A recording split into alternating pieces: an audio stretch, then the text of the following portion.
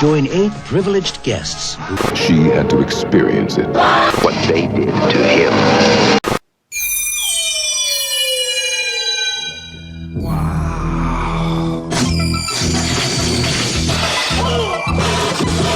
What in the dickens is going on around here? Who was driving it? I don't know. Curtis! It's coming after us! What is going on? I don't know! You want a war? You got one. I just want to get the hell out of here. This machine just called me an asshole. Please don't let us be in the dark. Help me.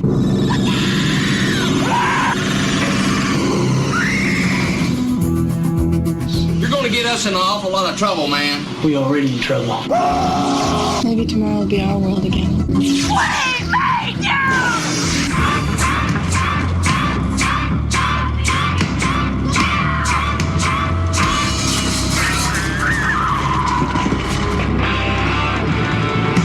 Hi, this is Russell Todd from Chopping Mall. He Knows You're Alone in Friday the 13th Part 2, and you're listening to The Hysteria Continues. And indeed you are. Welcome back to The Hysteria Continues. And this time we're going to Maximum Overdrive, the 1986 Stephen King adaptation, directed by the man himself, Stephen King.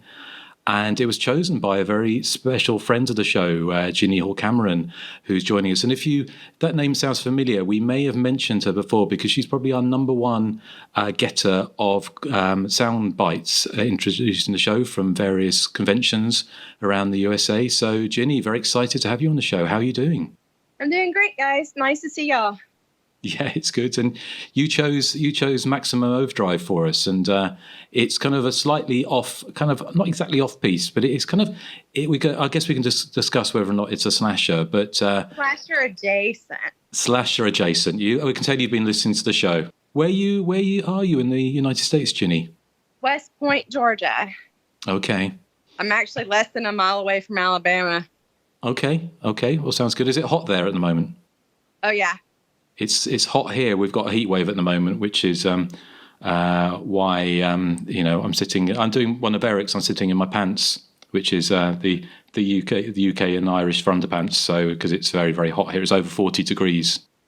40 sounds so cold to me. Celsius. Yes. What would that be in the United States temperatures? I don't know. I'm never good at those kind of conversions. 104 Fahrenheit is 40 degrees, and if it's over 40 degrees, it's even hotter. So yeah, so it's around that kind of time. We went past the chemist the other day, and the chemist here have the temperature outside, and it said it was 40 degrees yesterday, and it's meant to be about 3 or 4 degrees hotter today. So anyway, all the cats have melted, and I've locked myself into a humid, hot room to get all the love for the show. So, do you have aircon in your new house? No, we don't. Got fans, but I can't have them running. Obviously, because the consummate professional that I am, Erik, I couldn't have a fan running in the background. Of course not. But yes, actually, funny enough, this watched Maximum Overdrive again today, and it looks quite a hot movie, quite a sweaty movie, isn't it? Oh yeah, in a lot of ways. So, but yeah, we're going to get onto that shortly. But before I do, just quickly check in with you other guys. So, Erik, how are you doing? Good. Yeah, it's heat wave by Irish standards here too. It's about 24 or 25 degrees Celsius outside. Blimey. Well, as you know, it's a British obsession talking about the weather, but I try and keep the weather chat to a minimum. Joseph, how are you doing?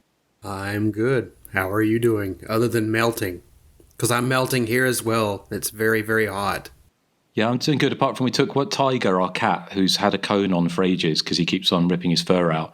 So we took him to the vets to try and get some investigative stuff done, and he gave him a steroid injection, and he seemed really calm. And we thought, oh, that's good. So we took his cone off, and within 5 seconds, he'd ripped a dime-size sort of load of fur out of his back. So the cone's back on, and he's back to the vets on Thursday. But anyway, apart from that, I'm good. And Nathan, how are you doing? I'm doing well, except for it being, like you always said, like ridiculously hot. You know, if I was in Maximum Overdrive and they were making me pump their gas, I'd be like, you're going to let me sit in the cab in AC while it's going. Yeah. That's our deal. That would be a deal, wouldn't it? So, excellent. So, okay, well, before we get on to that, let's have a little chat about what we've been watching recently. So, Ginny, do you want to tell us anything you've seen you want to tell us about? It's really bad. Voyage of the Rock Aliens. Oh. Yeah, that was really bad. I watched Spookies again and Slaughterhouse because of a conversation on y'all's thing about Slaughterhouse 2, quote unquote. What was the other one I watched? Oh, Blood Salvage. I've heard of those. I have seen Slaughterhouse, and I know that's not one I don't think we've covered yet on the show, is it?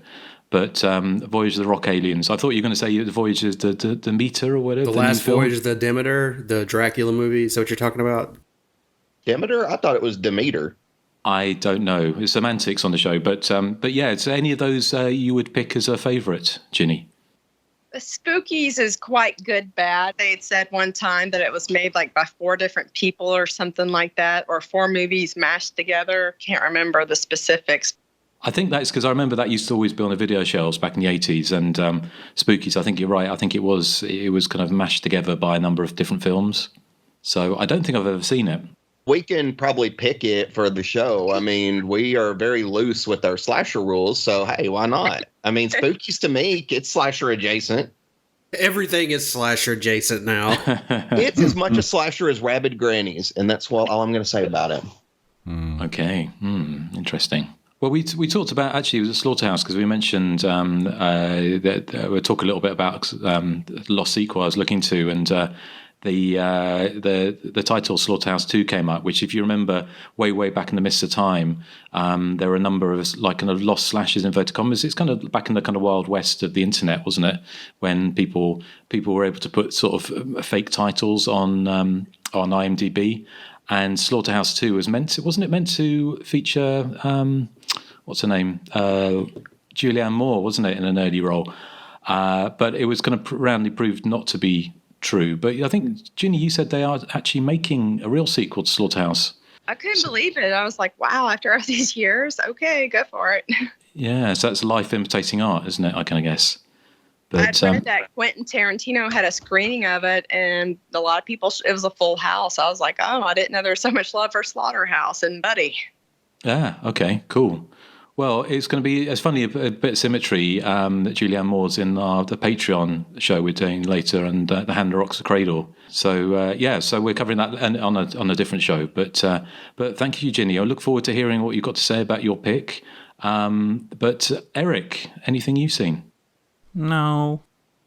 Just podcasty stuff, yeah. So, okay. I'll save my thoughts. I know you're cramming a lot in, Erik, aren't you? Tight squeeze. Yes, because we've got to take a few weeks off in September, so we're yes, because I'm going to get my own dose of 40-degree heat when I go to Portugal. Oh yes, yeah.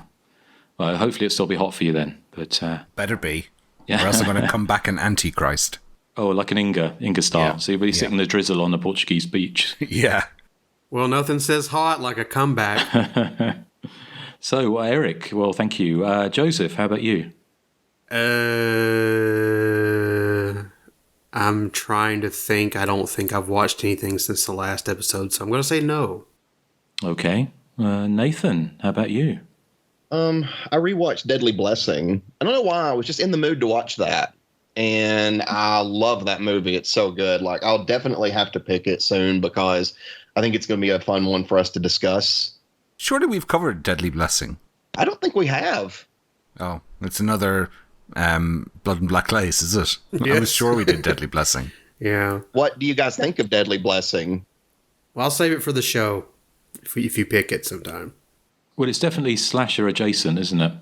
Yeah, it's definitely, I would say, yeah. It's got that kind of before it was kind of an early adopter of the supernatural elements of the slasher. Kind of like Superstition in a way. So I even like that tacked on ending, the very silly ending. But that'll be a fun one to cover. So anything else, Nathan? The only other thing I watched was Bikini Bloodbath Car Wash. But of course. And I love this movie. I've seen it several times. It's got Debbie Rochon in it. But it's about these bikini girls that do a car wash, and they end up having a party at the woman who owns the car wash's house, and a killer chef shows up and starts killing them off one by one. It's definitely a slasher, and I really love it. I don't think any of you guys would. Jenny, I don't know if you would or not, but just from my experience with these other three, they're not going to like Bikini Bloodbath Car Wash, which means I'll pick it sometime. You never know. But there's a great scene where a girl shows up at the car wash and she's like, I want a job. And the owner is like, you think you can run with my girls? And then they get into a knife fight to see if she can get a job. That's an unusual job interview. It was a great job interview. I think I can go for it. Yeah, well, I think it's that's a kind of it's the epitome of a Nathan pick, isn't it? Which you've been getting quite a lot of love, haven't you, for your picks, Nathan? I don't think y'all give me much love for my picks. I think at one point, I don't know what movie it was, but Erik said, "Why do you hate us?" to me. It's love. It's tough love. It's certainly tough. Yeah, it certainly is. Justin, you made me watch Crimmies, okay? That is true. One Crimmy.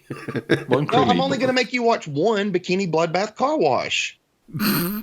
Excellent. Well, thank you, Nathan. Just a couple of things that I've been looking to. I've been working up to next week. It's going to be the 25th anniversary of Hysteria Lives. So it launched in August the 15th, 1998.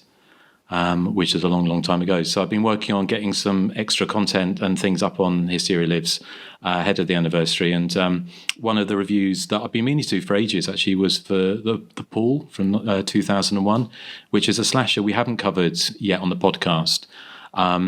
It's funny, actually, looking back, I kind of remember a lot of those movies from that time I didn't like at the time because they were, just as the same way as really after Halloween and Friday the 13th, as the 80s moved on, the budgets dropped and perhaps the care put in some of the slasher movies dropped off as well. And by 2001, you had films like Valentine sort of basically bombing at the box office. So, but The Pool is a kind of nice surprise. Actually, revisiting it, I kind of realised actually how much of a fun movie it is. So I've put the review up online, and also I started looking into. I got reminded about the Pool 2, the supposed sequel to The Pool from 2005, which I long thought was just a rumor or another one of those fake titles put up on IMDb. But then I came across a cover for an Italian magazine called Nocturno. And it said it had an exclusive look at The Pool 2. And I couldn't see inside it, but I just saw the cover and I thought, there must be something to this. So I made contact with the director, who I found on Facebook, who was posting pictures of the set of The Pool 2.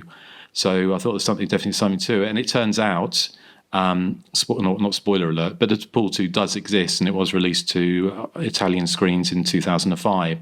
But it is a kind of a reworking of the film Do You Want to Know a Secret? The Joey Lawrence movie in 2001. No wonder it never got released. Well, it got. They did film some new scenes in Italian for this release. So they bought the rights to Do You Want to Know a Secret? And with a view of re-editing it. My God. I know. Well, only about 25 cents, apparently. So they filmed nothing. a new... Nathan paid for boarding house. Yeah, big bucks too. But yeah, so it hasn't been seen since because I think there were obviously some rights issues. So it probably wouldn't be the first time someone sold rights to something they didn't own. Perhaps, I don't know what it was, but so there is some truth to The Pool 2. Oh no, we're really missing out. Well, you might be. Well, it might be a fun sequence, the opening sequence of the murder at the pool.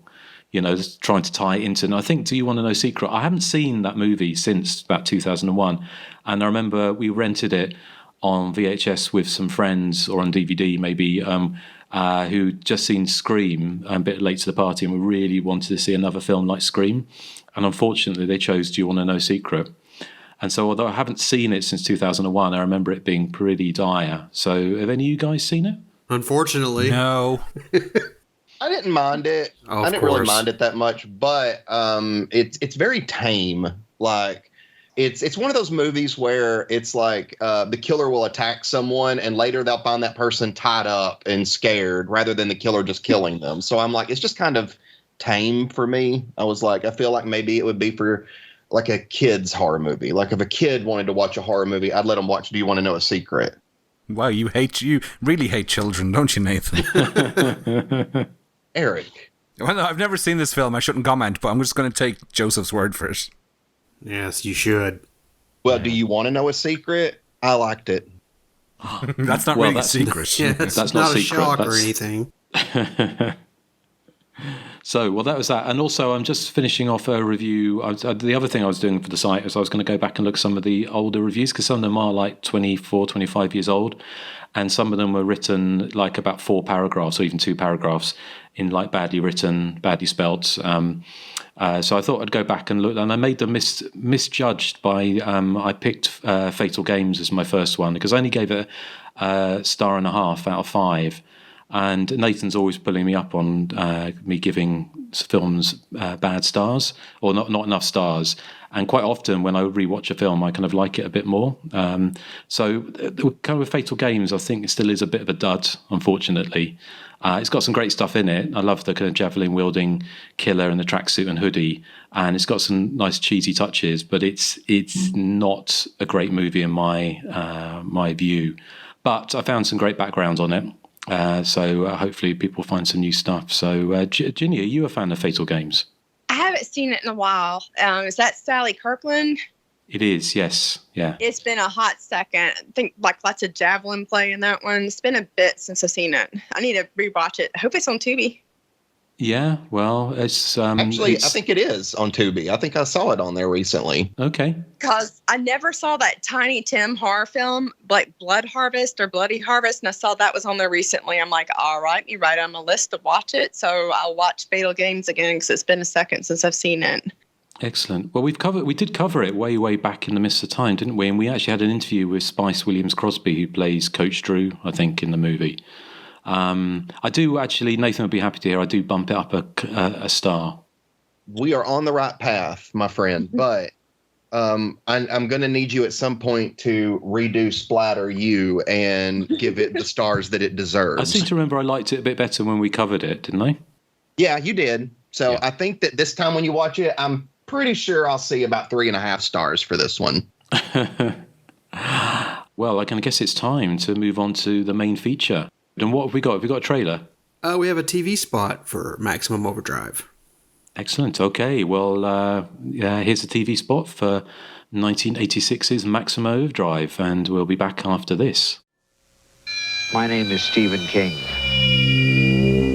I've written several motion pictures, but I want to tell you about a movie called Maximum Overdrive. Come and spend some time in the dark. I'm going to scare the hell out of you. Maximum Overdrive, rated R. Starts Friday, July 25th at theaters everywhere. When a seemingly harmless comet, Ray M, circles the Earth, machines begin to behave in bizarre ways. At first, the problems seem minor. The gas pumps suddenly stop pumping fuel, video games flash and beep uncontrollably, and soda machines spit change and cans of soda pop wildly. Soon, the attacks become more serious. No place is safe, including the Dixie Boy truck stop where patrons and employees try to outmaneuver a convoy of terror. Armed with a secret cache of weapons hidden in the basement of the Dixie Boy truck stop, Bill Robinson, played by Emilio Estevez, leads an escape to the open sea in a last-ditch effort to save himself, his group, and the entire human race. Okay, that was from the back of the old Carl Lorimar VHS release from 1986, and Maximum Overdrive, is it a slasher movie or even adjacent? I would say no and kind of. The disparate characters being attacked by the machines, it sometimes feels like it's kind of cribbed from the best parts from the subgenre. But for the most part, this is more of a sci-fi siege body count film, in my opinion. And is it any good? Well, this film was Stephen King's only directorial effort, and you can see why. He has some success early on, staging a few really funny sight gags and some spectacle. The bridge sequence, is a lot of fun. I love that sequence a lot. And the bit with the steamroller going gonzo at the softball diamond is really top-notch stuff and features the kind of gallows humor that I really love in these types of movies. In fact, I think King may have been raked over the coals a bit too much when it comes to this movie, because the spectacle is often, zany enough to be charming, despite how hollow it ultimately is. I think King's failing, though, came with the human characters or the actors. The characters are not much more than kind of archetypes, and that's perfectly okay in a movie that, relies on a lot of spectacle more so than, dealing with the humanity behind the characters. But I can't help but feel, if more thought and care were put into the characters, we might have had a little more suspense or dread dealing with the premise of, machines enslaving humanity. Of course, the Terminator did that, the Terminator series did that probably to the hilt. But to be fair, these are all mostly likable and kind of watchable individuals.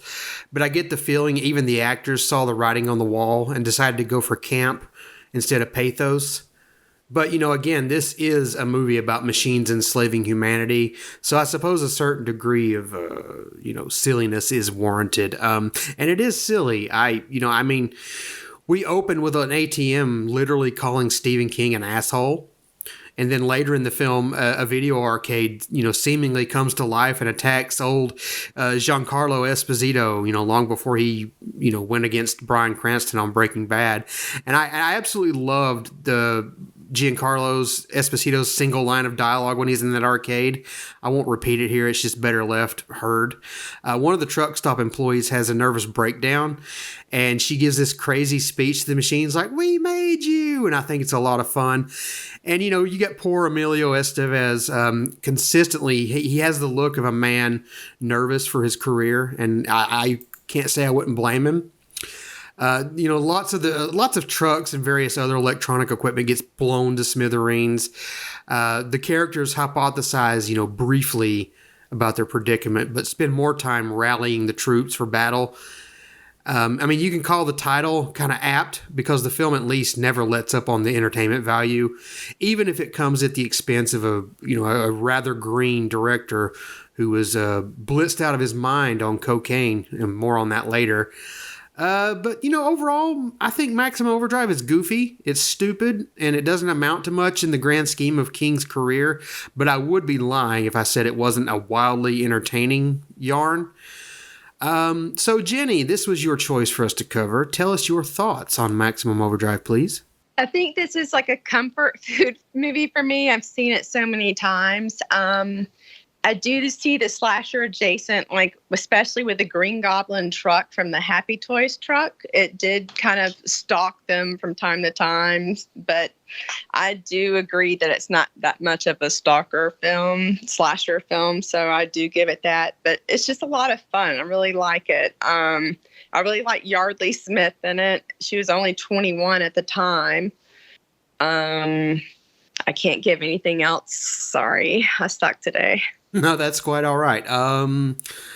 Nathan, what are your thoughts on Maximum Overdrive?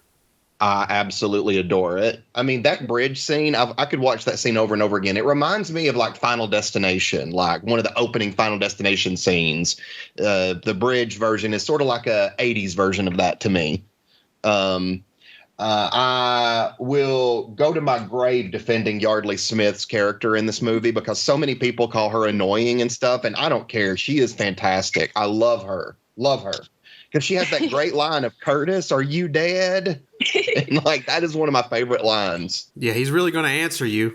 Yeah, how's he going to answer that if he is? But I love all the characters. I love the nonsensical aspects of the story, like, why is, Connie and Kurt's car not possessed? Why is it going normal while all the other machines are? Stuff like that just doesn't make any sense. But that's one thing I love about the movie is that there's no explanation.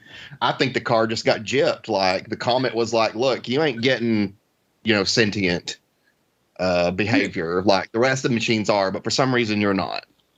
And so, I would think it's just a matter of unfairness. And like you were saying earlier, like it's really hot in that, or it seems like very hot in that movie because, they're, especially the scene where they're all having to pump gas and it looks like it's just such a sweltering day. I don't know how I would fare with that. I'm like, I'm going to need you trucks to like make this worth my while, and not in a I won't kill you kind of way, more in a, like give me a fan or something. Well, see, with my luck, like I'd go inside the diner to stay away from the trucks, and the air conditioners start throwing out flames, so I'd be screwed either way. Did they work out why the trucks didn't just ram the diner? They needed gas later. Ah, of course, yes. Well, maybe they shouldn't have wasted all their gas by circling the petrol station then. Hey, I got news for those trucks. If they were to take over today, it'd be too expensive to acquiesce to their demands. Gas is way too expensive for that, guys. I love the can scene at the soda machine where the coach is getting hit with the cans. I thought that was pretty funny. And then, of course, you got scenes like you were talking about, Joseph, with the steamroller and like just rolling over that kid, and like you see his head getting crushed. I'm like, it's pretty crazy in moments like that. I love the soundtrack, but I like AC/DC, so I've got several of their songs on my Spotify. But overall, no, I think it's a great movie. And hey, what I will say on the slasher front is, hey, a woman gets attacked with an electric knife. That's slashery. It does cause blood, so I gotta say, there's some slasher there. Well, it all fits then. Yes, thank you. But yeah, I mean, there's just so many good set pieces, and like Pat Hingle is fantastic as this very unlikable boss. Hendershot. Yeah, Hendershot. He is like so despicable, but so entertaining to watch. Like, I love the scene where Brett finally has enough and slaps him. Because he just he looks at this kid and is like, "Sorry, kid, tough break. Your dad's dead." It's just really evil way of telling this kid that his dad is dead. He's literally like one of those bad guys who chomps on a cigar and laughs. I mean, he actually does that in this movie, so he's one of those. And what about the sleazy Bible salesman? Like, I love that he spends a good portion of the movie in a ditch, like wailing. I thought he was dead. I like if he says, "Get out of my way, bitch." Yeah, he was just done. It's like they were messing with his car. But anyway, no, it's a great movie. A lot of fun. I could watch it over and over and never be tired of it. So yeah, great film. 2 thumbs up. Okay, Erik, your thoughts?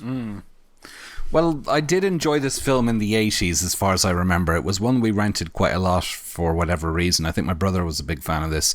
I then went about 30 years without watching it, and so I rewatched it again in about 2016, 2017, and sort of the first half of the film all came flooding back to me, and it all looked very familiar, and then the second half of the film, I realized what I didn't like about Maximum Overdrive, and that's I just tune out at a certain point because I'm not interested in the film as a whole. I think there's great promise early on with the bridge scene. I think is great. The baseball diamond scene is quite good, especially the steamroller scene. But overall, I don't know. I feel completely disengaged from the film. I think it probably launches into the mayhem maybe a bit too quickly. There's no sort of build up. There's no downtime to the film. There's no room for it to breathe. The score is also quite bombastic. You have this sort of the non-stop barrage of noise of revving engines and that combined with this AC/DC music, and it's kind of headache-inducing. I think one of the tricks the film misses is that it promises early on that it's going to be more than just trucks. It's going to be any kind of mechanical device is going to turn against humanity, but then it just concentrates on the trucks, whereas for me the more interesting bits were the renegade bridge or the soda machine or the carving knife. The trucks just don't interest me as much as those other things, and so when they're sort of pushed to the side and the trucks take center stage, I begin to really lose interest. The characters, sorry Nathan, I think Yardley Smith's character is really annoying in this. I do love her as Lisa Simpson, and I love when she's speaking and you can kind of hear Lisa Simpson with that kind of southern accent, but oh no, her constant shrieking just doesn't do anything for me. I thought all the characters were kind of shrill and, well, they're devoid of any kind of characteristics really. Even the main two, Emilio Estevez and the actress's name I can't think of off the top of my head, they're kind of bland, and the rest of them are kind of shrill, but none of them really have any kind of character work, which is weird for a Stephen King project, because his characters are usually so strong. You think of Jack Torrance in The Shining or Carrie, and here his characters are just so empty and vapid, kind of. I'm not a huge fan of AC/DC either. I don't mind them. I think their music works well over the opening credits and that, but punctuated throughout the film, I felt that they were kind of overused. So for me, this film has the same kind of problems that I have with the Texas Chainsaw Massacre films, in that it's very shrill and very loud, and it doesn't have a lot of breathing space within it. Its short story origins are very evident, because the film does devolve into a lot of... It gets quite repetitive with people firing these rocket launchers at trucks, which happens quite a few times in the film. And it makes me wonder why don't they just blow up all the trucks in one go, and have the film over with in 30 minutes? I don't know. The humor in the film I grates on me a little. I mean, I personally feel that films like Christine and The Car and even Killdozer do a better job of doing the sentient machine thing, because they play it straight, and no matter how ludicrous the premise is. So yeah, it's a thumbs down for me, I'm afraid, for Maximum Overdrive. I wouldn't be a huge fan. I definitely think there's room for improvement. Vroom. Oh dear. So that's my tuppence. All right, well, that just leaves Justin then. Okay, well, I saw this again. I don't think I saw it when it came out, and I saw it for the first time a few years back. So I rewatched it again today, and I think Erik highlights the problems for me. I think it's a movie, if you just turn your brain off, then it's a lot of fun. It's kind of what Stephen King was going for, but it's kind of slightly ironic that I'm not a huge Stephen King stan, but I have enjoyed a lot of his books.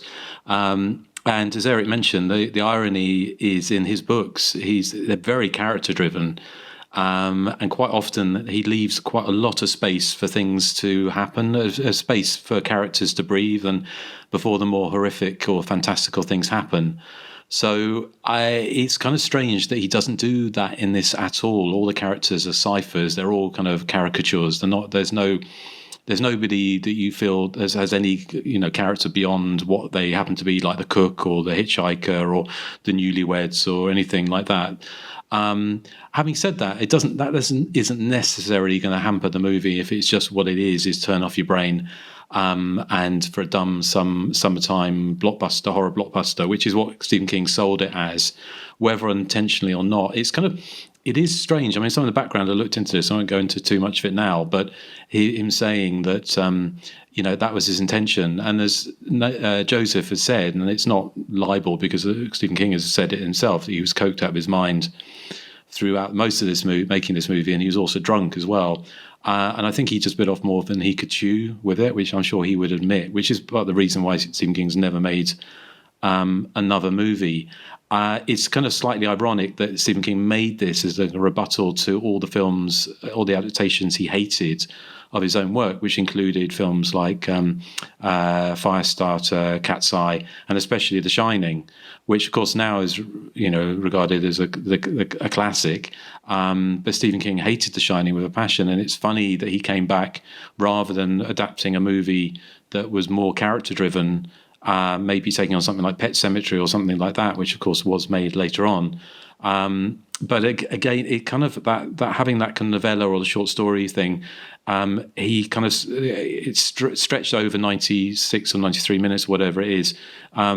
It works better in The Mist, from whenever that was in 2005 or whenever it was, which is again a short story, and that kind of seemed to work better because you actually had characters in there and it took itself more seriously, but it was still fun. You had characters in there that you kind of cared about, which is kind of missing in Maximum Overdrive. Having said that, if you, again, just turn off your brain and go as dumb summer fun, then you can have a lot of fun with it. So it's a mixed picture for me, really. I think partly my expectations were tempered because I had seen it a couple of years ago, so I knew it wasn't what I would expect a Stephen King adaptation of his own work would be like. It was almost like someone parodying Stephen King for a direct-to-video sort of work, even though it was a $10 million budget movie. So I feel conflicted with Maximum Overdrive. I enjoy it for what it is, but I think it was ultimately a bit of a missed opportunity. So that's my tuppence.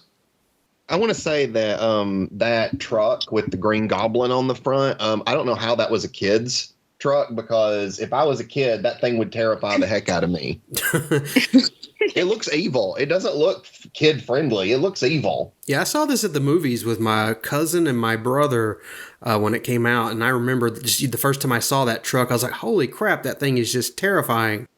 It's a pretty iconic image, though. I got to give it that. Like, I mean, anytime somebody brings up Maximum Overdrive, the very first thing that pops into my head is that Goblin truck, because he's kind of the main villain. It still exists somewhere, too. Yep. Does it? Yeah, I got some information on that in the background here. Interesting. I was just going to add very quickly, one thing I forgot to say was the only bit in the movie that felt like a Stephen King bit was when the kid was down in that ditch with the Bible salesman grabbed hold of him and wouldn't let him go. That's the only bit to me that actually felt like had that kind of sinister Stephen King touch that he does so well. But that was kind of missing from the rest of the movie. Yeah, I just don't think King, I think he's a better author than he is a filmmaker, obviously. I think maybe, like you said, Justin, he just went in, bit off more than he could chew, and he probably should just stuck to books overall. But yeah. I think he'd probably agree with you on that one. Yeah, I'm sure he would. Background info. Jenny, do you have anything? Too much, actually. It was a mostly Italian crew, so there's a lot of, not getting understanding messages back and forth. The cans that shot out of the machine were made out of foam. A character in the movie says, "Eat my shorts," which, of course, everybody knows Yardley Smith is Lisa Simpson. Also, because I saw it recently, that the Bible salesman was the bad guy from The Last Dragon. I just found that out yesterday, and the more I look at him, I still can't see it. Even though I've seen The Last Dragon like a billion times, I still can't see that's the same guy. So he's a good actor, yeah. Yeah, I couldn't believe it. I was like, oh my God, that's him. Mm-hmm. Yeah, there's too many people from the movie I recognize from other things, like the girls also in What's Eating Gilbert Grape and stuff like that. Also, what was it? Oh, they did have an incident where they shot out the eye, kind of like silver bullet, to the DP, and he got, I think, like $16 million for that happening. It was a stunt with the lawnmower that didn't go correctly. I can't think of anything else at the moment, but Tom Cruise and Demi Moore were on the set because they were friends with Emilio. Oh, of course. Oh, really? Wouldn't it be funny if they'd run them over with a lawnmower?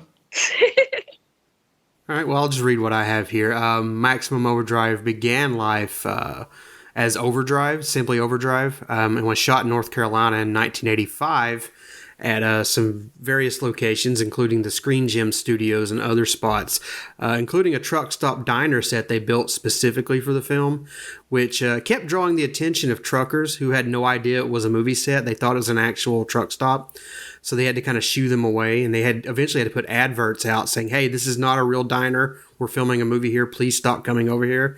It was budgeted around $10 million and grossed $7 million. So it was a box office bomb. Stephen King, like we said, he was famously coked out of his mind during the entire shoot, and he never directed another movie. And when people ask him why, he would just simply say, "Go watch Maximum Overdrive for the answer." This also led to a long-standing rumor that George A. Romero ghost-directed most of the movie, while King sought addiction treatment. Like we said, the infamous truck with the scary green face was modeled after Marvel's Green Goblin character. And a year after the film was released, the damaged remains of the face was taken to a salvage yard and eventually found its way into the hands of a man named Tim Shockey in 1987, who owned a video store called Uncle Jim's Videoland in Waverly, Ohio. And he displayed that face in that video store until he sold the business later on.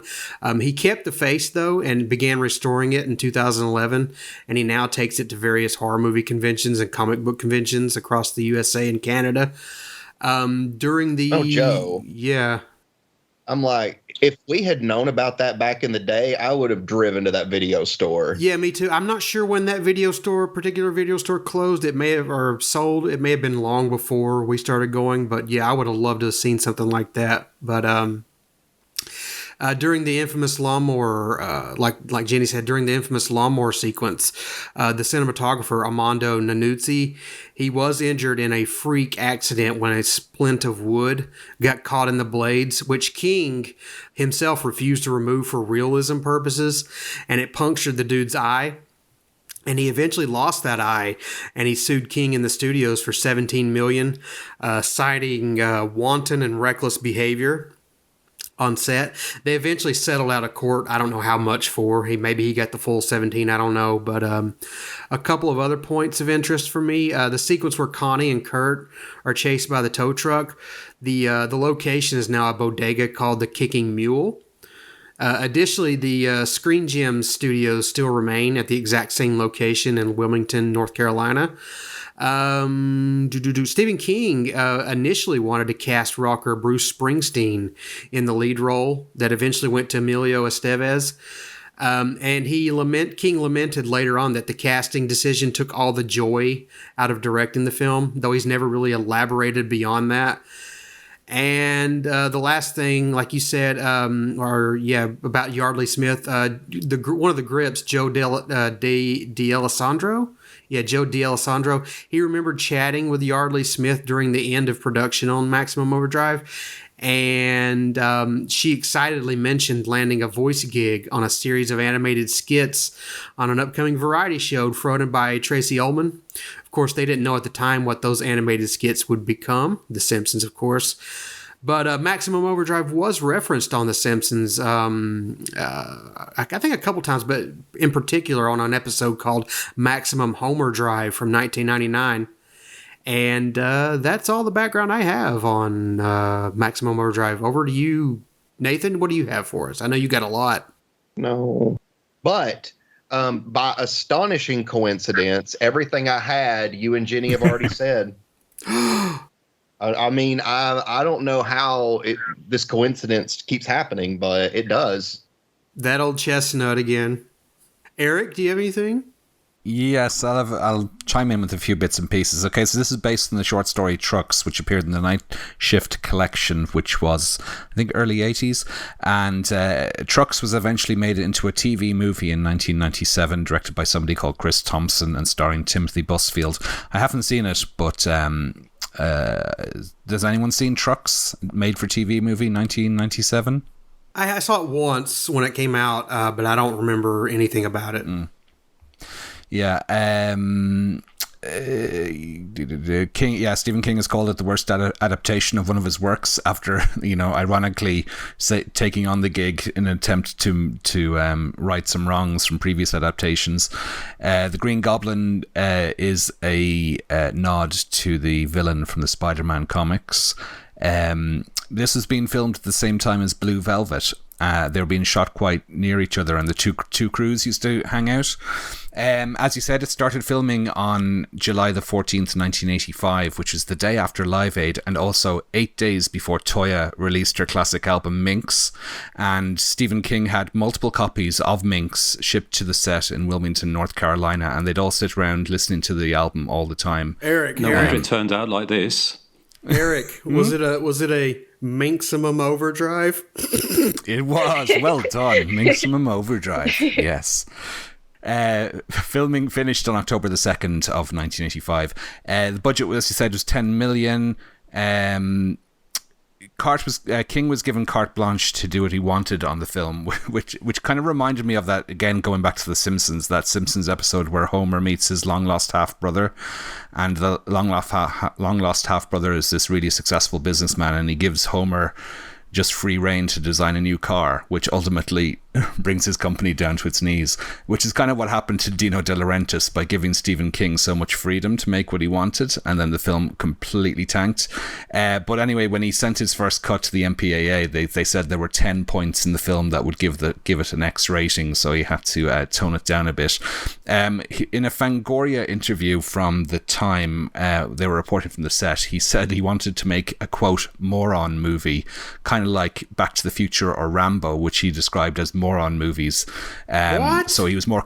Yeah, well, he said he enjoyed them, but he said that they were stupid. And that's kind of what he was going for with this. He was saying he was more concerned with pace than character. And he said that we came in under budget, ahead of schedule, and I'm happy with the picture. So I wonder how long that lasted for. Okay, Rambo I can see maybe, but Back to the Future, a moron movie? No. Yeah, I know. Wow, you sounded like... Maybe he's still coked up, I don't know. You sounded like Mark Wahlberg there when he went no. What? No. Stephen King, I didn't know this, owns a group of radio stations in Bangor, Maine. So he's a big rock and roll fan, and he was delighted when... because he wanted AC/DC to do the music for the film, and when they agreed, he was really delighted as a big rock fan. So, that's all the background I have that hasn't been mentioned so far. Over to you, Justin.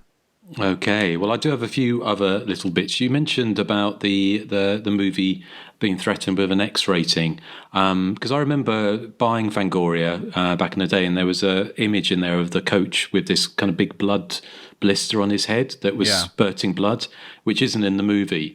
So that was obviously cut out. But interestingly enough, and this ties in with what you said, Joseph, about George A. Romero's potential involvement with the movie. He was on set because there's an interview with Stephen King. I found some old interviews when he did like a press trail, sort of promo trail for this, and he said that one of the things that nearly got an X rating was the scene of the kid being run over with the steamroller was originally much gorier.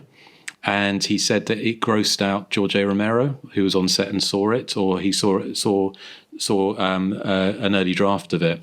And King is quoted as saying that may have been the proudest moment of my life in films, is grossing out George A. Romero.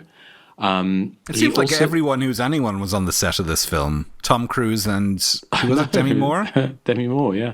Yeah. He also said another thing. He said the thing that was cut out completely was he said that there was when the Bible salesman is hit by a truck. He says originally half his face slides off when he sits up. So there sounds like a lot of gore was cut out of the movie. Now, interestingly enough, Stephen King in this interview, whether or not he's basically, he didn't say he was drunk, but the interviewer said that he was slurring his words, which I kind of guess is as good as saying. He says Stephen King started railing against studio executives that insisted he shot a traditional romantic angle, which presumably was between Emilio Estevez and the hitchhiker. But he said that got cut out eventually. And he also then went on to roast the promotional department and refused to pre-screen the film for critics. He said because they suspected they had a dud on their hands. But he told the Salt Lake Tribune, he said, if I didn't believe in this movie, I wouldn't be here. But I'm smart enough to recognize if you live with something for 14 to 15 months, you can start to think that cat droppings smell like Chanel No. 5 because you lose your sense of perspective. He then went and told the Times Tribune that although he wasn't rehearsing his Academy Award speech, he thought Maximum Overdrive was good, mindless summertime fun. He said originally, I mentioned that he kind of the movies he really hated. He kept on repeating basically how much he hated Kubrick's The Shining, which he said wasn't terrible but was flat. Now it's kind of difficult to know because I have read The Shining, but many years ago, and obviously I think most people the Kubrick version is the one that's kind of burnt into our minds, and obviously it was kind of a different take on it the King didn't like. But I mentioned he hated Children of the Corn and Firestarter. But his favourites were Brian De Palma's adaptation of Carrie, and he actually said he thought the best adaptation of his work was Cujo, which kind of surprised me. He didn't mention Christine. But he said because his films were not box office surefire hits anymore, films based on his books, he said that studios had lost confidence in them as moneymakers and wanted to reduce the budgets. And he said the other George A. Romero connection was he said that currently Pet Sematary and The Stand were on hold, and George A. Romero is attached to both projects. So obviously Pet Sematary happened, when was that, 89? Yeah. Mm-hmm. Yeah. So with, is it Mary Lambert? Obviously The Stand didn't happen until they did they did the TV one, didn't they, about 1997?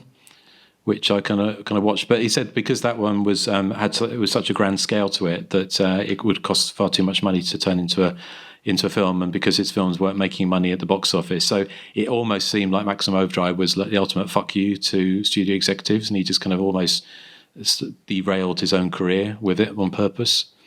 So I think that's everything I have for Maximum Overdrive. Although the last thing I was going to say, the film, when I looked it up, was on release at the same time as Aliens. So it opens the week after Aliens. Right, so you've had a choice. Which one would you have seen at the cinema? And I think, I think me and Erik know the answer. We'd probably agree on that one. Nathan wouldn't know. Well, y'all already know for me. Well, we do. And Ginny, which one would you have rather seen on the big screen? It'd been a double feature. Yeah, fair enough. So, what was the consensus on the group for this, Joseph? 29 comments overall for Maximum Overdrive. Scott Lowry 72 writes, "Fun junk, nothing more, nothing less. I'd love to see an unrated cut somehow magically appear out of nowhere.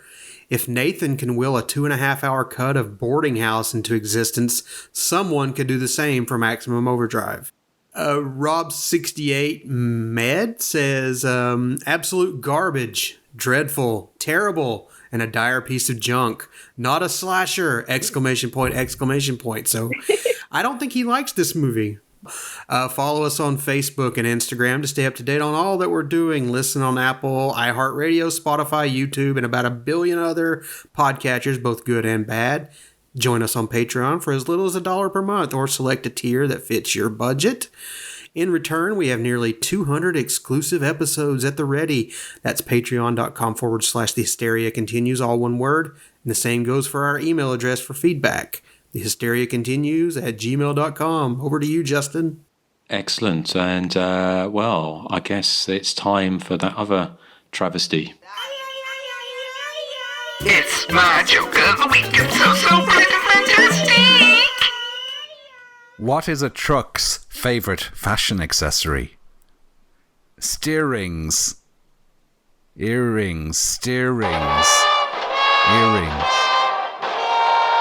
Oh my God. The thing is, Erik, if the goblin had an earring, I think that joke would have really worked. Shut up. That would have made the joke work better.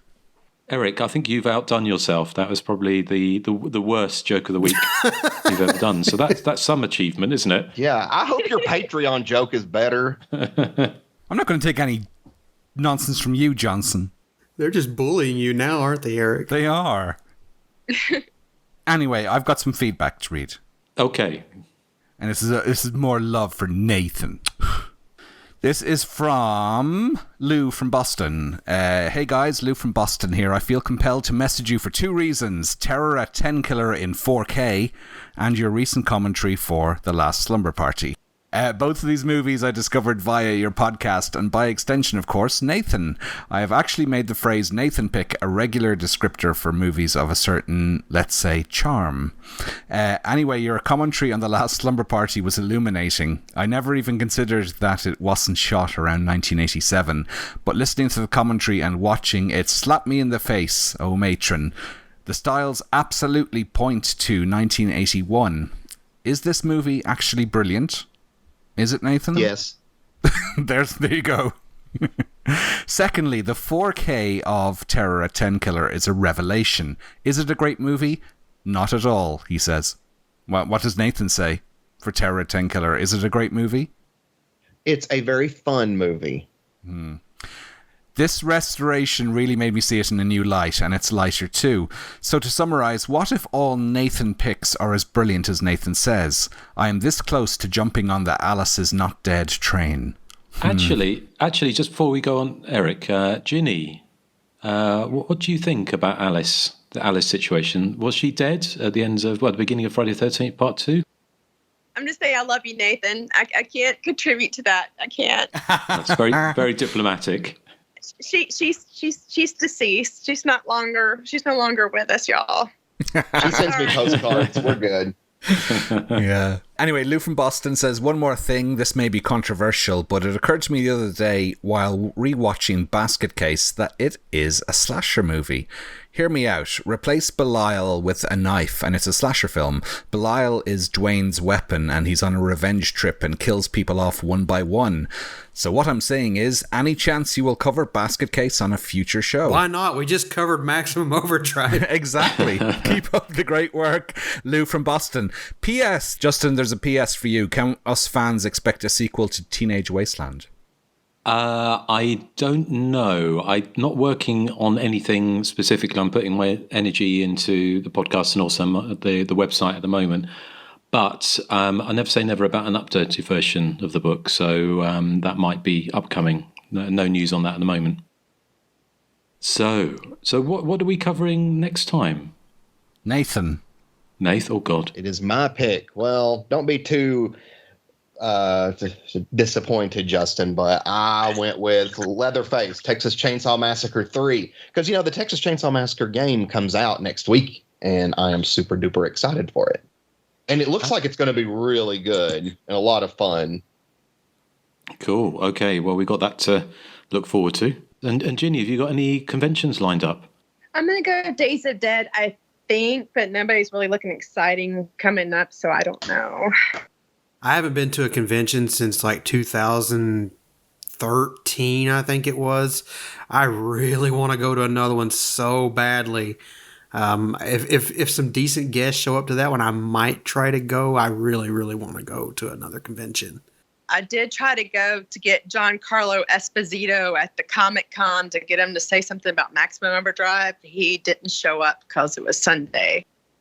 Okay, well, thank you, Ginny, for coming on the show, and hopefully it won't be too long before you join us again. I would love to. I love you guys. Yeah, we've had a lot of fun, so thank you for choosing Maximum Overdrive. It turned out to be a lot of fun to talk about. And next time we're back to Texas, aren't we, for some chainsaw mayhem with Nathan. And what are we playing out with? Well, I mean, it's got to be Who Made Who by AC/DC. I mean, obvious reasons. Excellent. And, thank you, Ginny, again. And as you know how it ends, say thank you. Say thank you to the good people. Thank you. And goodbye. Thank you. Bye. Bye.